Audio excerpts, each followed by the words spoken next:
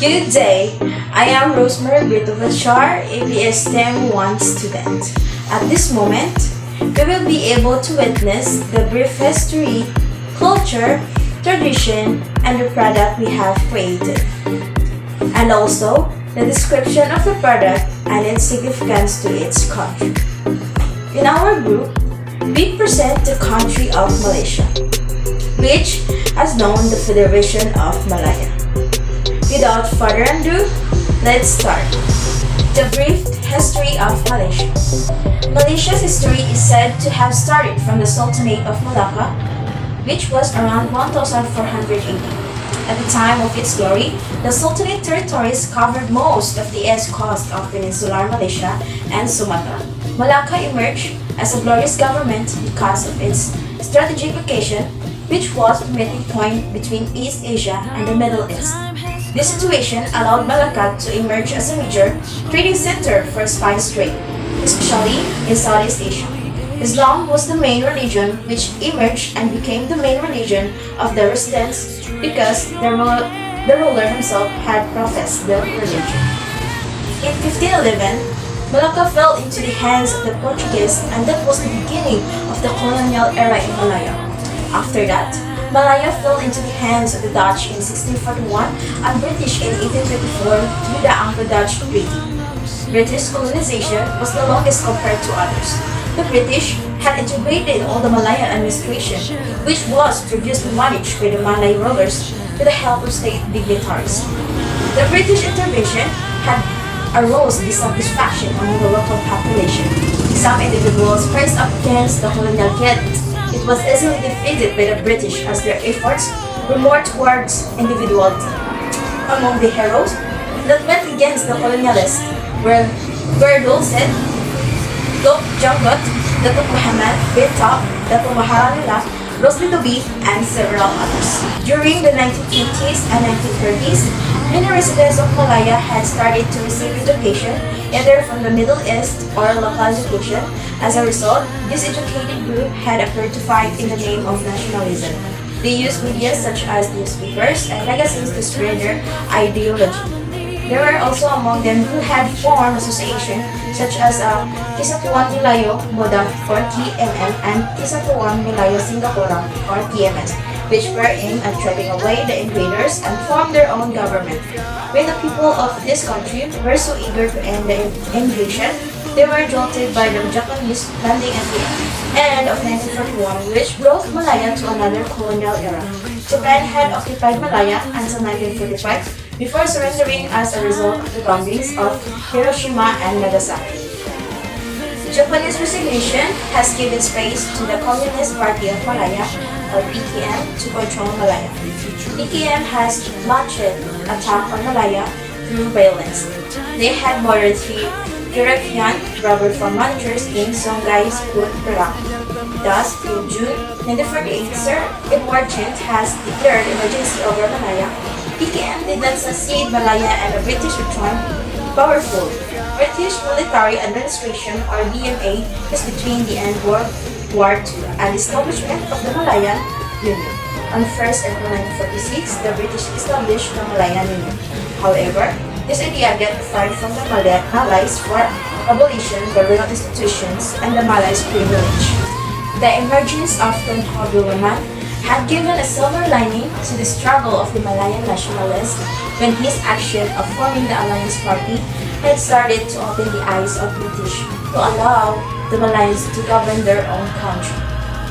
The unity between 3 major ethnic groups, namely Malays, Chinese, and Indians, led to the London Agreement that was signed on 8 February 1956 and had given signs that Malaya will achieve independence on 31 August in 1957. Upon returning, Tunku Abdul Rahman Alger from London, Tunku has made a declaration of independence of Malaya. In Padang Badahilar, Malacca on 20 February 1956. On 27 May 1961, Tunku Abdul Rahman Putra Alger has suggested the merger of 5 colonies, namely the Malaya, Singapore, Sabah, Sarawak, and Brunei, to form a new country. On 9 July 1963, representatives of the British government, Malaya, Sabah, Sarawak, and Singapore except Brunei, cause the matter cannot be avoided. The desire for forming a state called Malaysia is achieved on 16 September 1963. The culture of Malaysia draws on the varied cultures of the different people of Malaysia. The first people to live in the area were indigenous tribes that still remain. They were followed by the Malays who moved there from mainland Asia in ancient times. Chinese and Indian culture influences made their mark when trade began with those countries and increased with immigration to Malaysia. Other cultures that heavily influenced that of Malaysia include Persian, Arabic, and British. The many different ethnicities that currently exist in Malaysia have their own unique and distinctive cultural identities. With some crossover, arts and music have a long tradition in Malaysia with Malay art dating back to the Malay Sultanates. Traditional arts was centered on fields such as carving, silversmithing, and weaving. Islamic taboos restricted artwork depicting humans until the mid-20th century. Performing arts and shadow puppet shows are popular and often show Indian influences. Various influences can be seen in architecture from individual cultures in Malaysia and from other countries. Large modern structures have been built, including the tallest twin buildings in the world. The Petronas Twin Towers. Malaysian music has a variety of origins and is largely based around percussion instruments. Much early Malaysian literature was based on Indian epics, which remained unchanged even as Malays converted to Islam. This has expanded in recent decades. English literature remained restricted to the higher class until the arrival of the printing press. Locally created Chinese and Indian literature appeared in this 19th century. Cuisine is often divided along ethnic lines, but some dishes exist which have mixed foods from different ethnicities. Each major religious group has its major holidays declared as official holidays. Official holidays differ by state. The most whispered one is Merdeka Day, which celebrates the independence of Malaya. Although festival of stem from a specific ethnic background, they are celebrated by all people in Malaysia. Traditional sports are popular in Malaysia, while it has become a powerhouse in international sports such as badminton. Malaysia hosted a Commonwealth Games in 1998, the first Commonwealth Games where the torch passed through more countries than England, the host. In Malaysia, there are three major ethnic groups: Malays, Indians, and Chinese. Handshakes are appropriate only amongst men. Only use right hand. Women should greet men with a nod or a smile while greeting women. Men may bow while placing their hand on their heart. Address delegates with appropriate honorific or academic titles such as Miss, Mrs., Mr. Elders, people of higher rank, and women should be introduced and greeted first. The children of Malay household are strictly bound by customs to look upon their parents with respect and total obedience. Following Islamic practices, Malays would attend Friday Jumaat prayers at a nearby mosque around noon. Mosque business will give a 2-hour lunch break or even longer on Fridays. For Malay and Muslim, workers to go perform their prayers, whereas morning for school sessions are dismissed early and afternoon sessions start later to allow time for students and parents to carry out the prayers. The traditional Malay dressing is quite conservative as well as the laws of Islam. The Malay formal dress for men is Baju Melayu, a loose long-sleeve shirt which is worn over a pair of trousers. A white cap known as kopia is worn while going to a mosque for prayer. A velvet cap called songkok is also worn along with a formal dress and leather shoes. Women, on the other hand, wear baju kurung, a loose tunic worn over a long skirt which is usually made of batik, silk, or sungkit material. A shawl known as silindang is used to cover the head. A Malay woman does not leave the house for 40 days after giving birth. At the end of this period, a ceremony called bercukur is conducted where the child's head is shaved. Traditionally, Malay houses in the villages are constructed of wood and palm trees. It is built on a platform that is raised on tilts. This is done not only to protect the household from floods or incursion of any wild animals or reptiles, but also to keep the house cool during the hot tropical days. When the guest visits a home, the host greets them with the Arabic phrase, Salam alaikum, which means peace be with you. During the festive celebration of the Hari Raya, the Muslims undertake a month-long fasting known as Ramadan. The fasting begins and with sighting of a new moon and ends on the last night of the same moon. During the month, the Muslim fast from sunrise to sunset. Malays are always use the right hand while eating, even when they use forks and spoons. In fact, all good things are done with the right hand, including holding the holy book of Quran.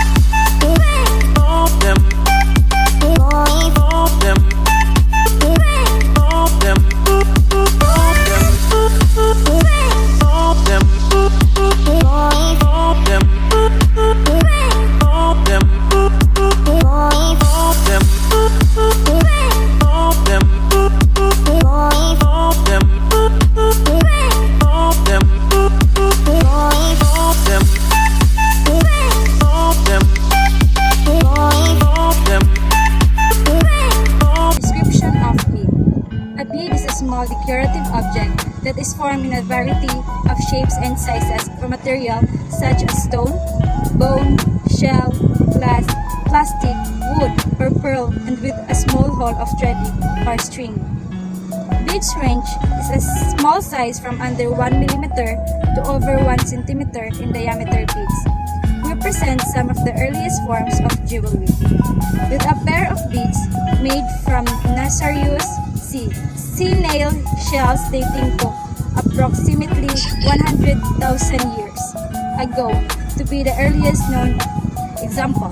Beadwork. Beadwork is an art or craft of making things with beads.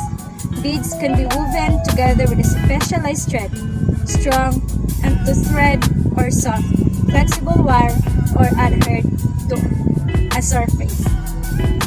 Malaysians Borneo has a special association with Borneo beads, although there is no definite proof of when the beads first arrived in Borneo. There is evidence that they were first used for bargaining by visiting sailors. Shells, teeth, bones, and stones were used to make beads that were perforated and worn as decoration back then. Some Sarawak tribes believe that as a bead ages, it gets more strong and bearer can draw straight from it. However, the bearer must have a strong soul to do so. Sarawak is home to approximately tribes, each with their own style of beading. They wear them as necklaces, beaded head hat, beaded skirt, bracelets, and even rings, which are frequently utilized as decoration for festival and other largest events.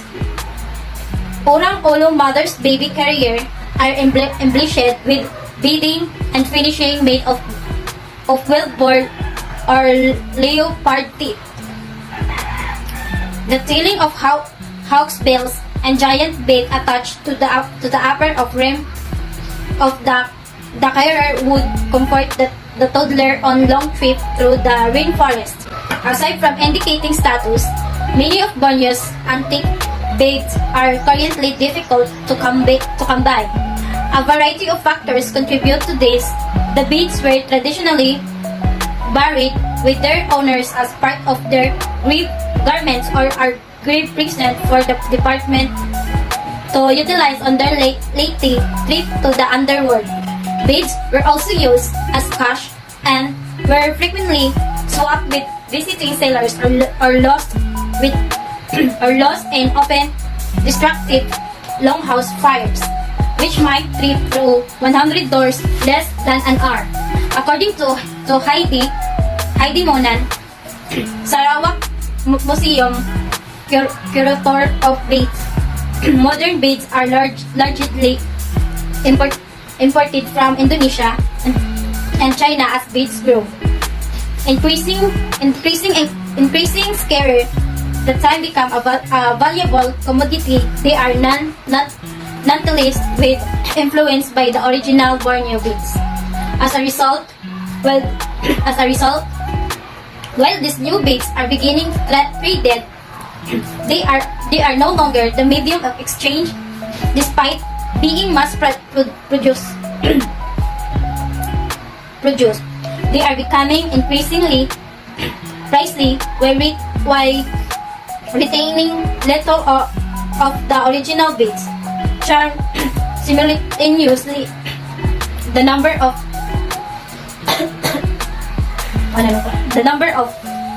village still producing Borneo beads and traditional manners